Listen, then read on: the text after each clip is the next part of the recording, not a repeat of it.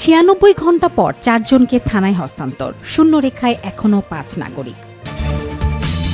কাঁঠাল দিয়ে হচ্ছে সিঙ্গারা, সমোচা, কাবাব, ফুড ভ্যালু হাই বললেন কৃষিমন্ত্রী। ফুলের মতো শিশুকে যারা হত্যা করে তারা নরপিচাস বললেন ত্রাণমন্ত্রী। সাগর রুনি হত্যা মামলা ১২৭ বারের মতো পেছালো তদন্ত প্রতিবেদন। সর্বশেষ জানাবো, সমঝোতার পর হুরমুজ প্রণালী পাড়ি দিল ইরানের ১১ বাণিজ্যিক জাহাজ। শিরোনাম শুনলেন, এবারে বিস্তারিত। ৯৬ ঘণ্টা পর ৪ জনকে থানায় হস্তান্তর, শূন্যরেখায় এখনও ৫ নাগরিক। কুড়িগ্রামের রৌমারী সীমান্তের বিএসএফ এর পুশ ইনের শিকার শিশুসহ একই পরিবারের ৪ জনকে ৯৬ ঘণ্টা পর শূন্যরেখা থেকে উদ্ধার করেছে বিজেপি। পরে তাদেরকে রৌমারী থানায় হস্তান্তর করা হয়েছে। তবে শূন্যরেখায় এখনও ৫ জন মানবেতর জীবনযাপন করছেন। বৃহস্পতিবার ১৮ জুন রৌমারী থানার ওসি কাউসার আলী বিষয়টি নিশ্চিত করেছেন। ৪ জন হলেন বেলাল হোসেন, তার স্ত্রী সুমি আক্তার এবং তাদের ২ সন্তান ফাইমা ও ফাতেমা আক্তার। পুলিশ ও স্থানীয় সূত্রে জানা গেছে, বুধবার ১৭ জুন রাত ১১:৩০টার দিকে বিজেপি ও বিএসএফ এর মধ্যে এক যৌথ পতাকা বৈঠক অনুষ্ঠিত হয়। বৈঠক শেষে মানবিক দিক বিবেচনা করে শূন্যরেখায় আটকে থাকা একই পরিবারের ৪ সদস্যকে সরিয়ে থানায় হস্তান্তর করে বিজেপি। গত রোববার ১৪ জুন ভোর রাতে আন্তর্জাতিক ১০৬০ মেইন পিলারের ১ সাব পিলারের পাশ দিয়ে ভারতের আসাম রাজ্যের দক্ষিণ সালমারার মানকারচর জেলার ঝালরচর ক্যাম্পের বিএসএফ সদস্যরা অবৈধভাবে ১ নারী, ৩ পুরুষ ও ২ শিশু সহ মোট ৬ নাগরিককে বাংলাদেশের অভ্যন্তরে পুষিনের চেষ্টা চালায়। বিজেপি ও স্থানীয় জনতার বাধায় তারা সীমান্তের শূন্যরেখায় ভারতীয় অংশে আটকে পড়েন। অন্যদিকে একই রাতে আন্তর্জাতিক ১০৬৬ মেইন পিলারের কাজ দিয়ে বিএসএফ আরও ৩ জনকে পুশ ইনের চেষ্টা করলে বিজেপির তৎপরতায় তারাও শূন্যরেখায় আটকে যান। সব মিলিয়ে মোট ৯ জন নাগরিক খোলা আকাশের নিচে আটকে পড়েন। সীমান্তের শূন্যরেখায় খোলা আকাশের নিচে পরিবারটির ২ শিশু চরম অসুস্থ হয়ে পড়ে এবং তারা মানবেতর জীবনযাপনের চিত্র বিভিন্ন গণমাধ্যমে ধারাবাহিকভাবে প্রকাশিত হলে বিজেপি ও বিএসএফ এর ঊর্ধ্বতন কর্তৃপক্ষের নজরে আসে। এরই প্রেক্ষিতে বুধবার ১৭ জুন বিজেপি ও বিএসএফ এর একটি যৌথ মেডিকেল টিম শূন্যরেখায় গিয়ে তাদের প্রাথমিক চিকিৎসা প্রদান করে। পরবর্তীতে ওই রাতেই পতাকা বৈঠকের মাধ্যমে শিশুসহ দম্পতিকে উদ্ধার করা হয়। রৌমারী থানার ওসি মোহাম্মদ কাউসার আলী বলেন, বিজেপি কর্তৃক শিশুসহ দম্পতিকে রাতেই থানায় হস্তান্তরের পর আইনি প্রক্রিয়া ও পরিচয় যাচাই বাছাই সম্পন্ন করা হয়। এরপর রাতেই তাদের পরিবারের পক্ষ থেকে বেলাল হোসেনের মায়ের কাছে বুঝিয়ে দেওয়া হয়েছে। কাঁঠাল দিয়ে হচ্ছে সিঙ্গারা, সমোচা, কাবাব, ফুড ভ্যালু হাই বললেন কৃষিমন্ত্রী। দেশে কাঁঠাল দিয়ে সিঙ্গারা, সমোচা ও কাবাব সহ বিভিন্ন ফুড প্রোডাক্ট তৈরি হচ্ছে বলে জানিয়েছেন কৃষি ও মৎস্য এবং প্রাণী সম্পদ মন্ত্রী মোহাম্মদ আমিরুর রশিদ। তিনি বলেন, কাঁঠাল ভিত্তিক এসব পণ্যের পুষ্টিগুণ বেশি এবং আন্তর্জাতিক বাজারেও এর চাহিদা বাড়ছে। বৃহস্পতিবার ১৮ জুন সকালে রাজধানীর কৃষিবিদ ইনস্টিটিউশন বাংলাদেশ কেআইবি প্রাঙ্গণে জাতীয় ফল মেলা ২০২৬ উদ্বোধন শেষে বিভিন্ন স্টল পরিদর্শন করেন মন্ত্রী। পরে সাংবাদিকদের সঙ্গে আলাপকালে তিনি এসব কথা বলেন।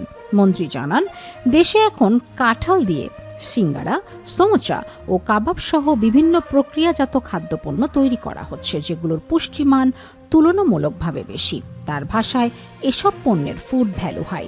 তিনি আরও বলেন, কাঁঠাল ভিত্তিক পণ্য উৎপাদন ও প্রযুক্তি নিয়ে বিশ্বের কয়েকটি দেশ ইতোমধ্যেই বাংলাদেশ থেকে তথ্য ও সহযোগিতা চেয়েছে। এসব দেশ কাঁঠাল দিয়ে নতুন ধরনের খাদ্যপণ্য তৈরিতে আগ্রহ দেখাচ্ছে। মন্ত্রী জানান, দেশের ক্ষুদ্র উদ্যোক্তারা এখন ফল প্রক্রিয়াজাতকরণ ও মূল্য সংযোজন কার্যক্রমে সক্রিয়ভাবে যুক্ত হচ্ছেন, যা কৃষিভিত্তিক অর্থনীতিকে আরও শক্তিশালী করছে। রপ্তানি প্রসঙ্গে তিনি বলেন, ইতোমধ্যেই আম, আনারস ও কাঁঠাল রপ্তানি শুরু হয়েছে এবং চলতি বছরের কাঁঠাল রপ্তানি আরও বৃদ্ধি পাবে। এছাড়া চীনের সঙ্গে একটি চুক্তি চূড়ান্ত পর্যায়ে রয়েছে বলেও তিনি উল্লেখ করেন। তিনি আরও আশা প্রকাশ করেন, আগামী দিনে বাংলাদেশ ফল রপ্তানিতে আরও শক্তিশালী অবস্থানে পৌঁছাবে। প্রস্তাবিত ২০২৬-২৭ অর্থ বছরের বাজেটে কৃষি খাতে বরাদ্দ কমেছে এমন প্রশ্নের জবাবে মন্ত্রী বলেন, কৃষি খাতে বরাদ্দ কমেনি, বরং আগের বছরের তুলনায় ১০% বেশি বেড়েছে। তার দাবি অনুযায়ী প্রণোদনা ও উন্নয়ন বাজেট সহ কৃষি খাতে মোট বরাদ্দ আরও বৃদ্ধি পেয়েছে। ফুলের মতো শিশুকে যারা হত্যা করে তারা নরপিশাচ, বললেন ত্রাণমন্ত্রী। ত্রাণ ও দুর্যোগ ব্যবস্থাপনা মন্ত্রী অধ্যক্ষ আসাদুল হাবিব দুলু বলেছেন, যারা ফুলের মতো নিষ্পাপ শিশুকে নৃশংসভাবে হত্যা করে তারা মানুষ নয়, তারা নরপিশাচ, জানোয়ার। ইতোমধ্যেই আমাদের প্রশাসন এই হত্যার সঙ্গে জড়িত দুজনকে গ্রেফতার করেছে। বৃহস্পতিবার 18 জুন দুপুরে আদিতমারি উপজেলার ফলিমারি গ্রামের 7 বছরের নিহত শিশু নন্দিনী রানীর বাড়িতে তিনি এসব কথা বলেন। শোকাহত পরিবারের প্রতি সমবেদনা জানিয়ে এবং দোষীদের সর্বোচ্চ শাস্তির আশ্বাস দিয়ে তিনি বলেন, আসামিদের গ্রেফতার করে পুলিশ হেফাজতে নেয়ার সময় প্রশাসনের গাড়ি যারা আক্রমণ করল তাদের পরিচয় কি? তারা কি শিশু নন্দিনী হত্যার বিচার চায় না? তারা কি আসামিকে ছিনতাই করতে চেয়েছিল? আইনের মাধ্যমে তাদের বিচার করতে হবে। আসাদুল হাবিব দুলু আরও বলেন, ইতোমধ্যে নন্দিনী রানী হত্যা মামলা ছাড়াও আরও 2টি মামলা হয়েছে। ভিডিও ফুটেজ দেখে দোষীদের আইনের আওতায় আনা হবে। সাধারণ মানুষের ভয়ের কোনো কারণ নেই, দোষীদের আইনের আওতায় আনা হবে। তিনি আরও বলেন, বিভিন্ন ধরনের মব সৃষ্টি করে যদি আইন শৃঙ্খলার অবনতি ঘটানোর চেষ্টা করা হয় তাদের বিরুদ্ধে আমরা কঠোর ব্যবস্থা গ্রহণ করব। অল্প সময়ের মধ্যে এই মামলার চার্জশিট দিয়ে হত্যাকাণ্ডের সুষ্ঠু বিচার করা হবে। ত্রাণ ও দুর্যোগ ব্যবস্থাপনা মন্ত্রী বলেন, প্রধানমন্ত্রীর নির্দেশে সংসদ অধিবেশনে না গিয়ে লালমনিরহাট 1 আসনের এমপি ব্যারিস্টার হাসান রাজীব প্রধান ও লালমনিরহাট 2 আসনের সংসদ রকুনউদ্দিন বাবুলকে সঙ্গে নিয়ে নিহত নন্দিনীর বাড়িতে সমবেদনা জানাতে এসেছি। এ সময় তিনি নিহতের পরিবারের সঙ্গে কথা বলে আর্থিক সহায়তা প্রদান করেন এবং শোক সন্তপ্ত পরিবারের প্রতি সমবেদনা জানান। সাগররুনি হত্যা মামলা 127 বারের মতো পেছালো তদন্ত প্রতিবেদন।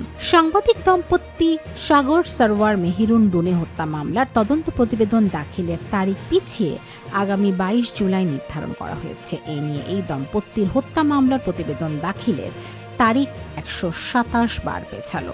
বৃহস্পতিবার 18 জুন মামলার তদন্ত প্রতিবেদন দাখিলের দিন ধার্য ছিল। তবে মামলায় তদন্ত কর্মকর্তা police bureau of investigation PBI এর অতিরিক্ত পুলিশ সুপার মোহাম্মদ আজিজুল হক প্রতিবেদন দাখিল করতে পারেননি। এজন্য ঢাকা মেট্রোপলিটন ম্যাজিস্ট্রেট আরিফুল ইসলাম প্রতিবেদন দাখিলের পরবর্তী এই দিন নির্ধারণ করেন। প্রসিকিউশন বিভাগের সাব ইন্সপেক্টর রফিকুল ইসলাম রাসেল এই তথ্য নিশ্চিত করেছেন।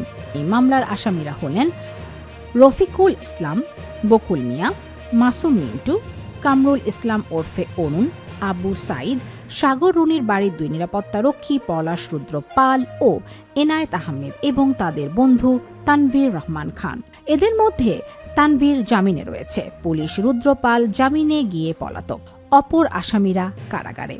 2012 সালের 11 ফেব্রুয়ারি মাছরাঙ্গা টেলিভিশনের বার্তা সম্পাদক সাগর সরওয়ার ও ATN বাংলার জ্যেষ্ঠ প্রতিবেদক মেহিরুন রুনিকে হত্যা করা হয়। এরপর নিহত রুনির ভাই নওশের আলম রোমান শেরেবাংলা নগর থানায় একটি হত্যা মামলা করেন। প্রথমেই মামলার তদন্ত কর্মকর্তা ছিলেন ওই থানার এক উপপরিদর্শক SI। 4 দিন পর চাঞ্চল্যকর এই হত্যা মামলার তদন্ত ভার ঢাকা মহানগর গোয়েন্দা পুলিশ DBর কাছে হস্তান্তর করা হয়। সমঝোতার পর হুরমুজ প্রণালী পাড়ি দিল ইরানের 11 বাণিজ্যিক জাহাজ। যুক্তরাষ্ট্র ও ইরানের মধ্যে বহুল আলোচিত দ্বিপাক্ষিক সমঝোতা স্মারকের খসড়া চূড়ান্ত হওয়ার পরই পারস্য উপসাগরীয় অঞ্চলে এর প্রভাব দেখা যেতে শুরু করেছে।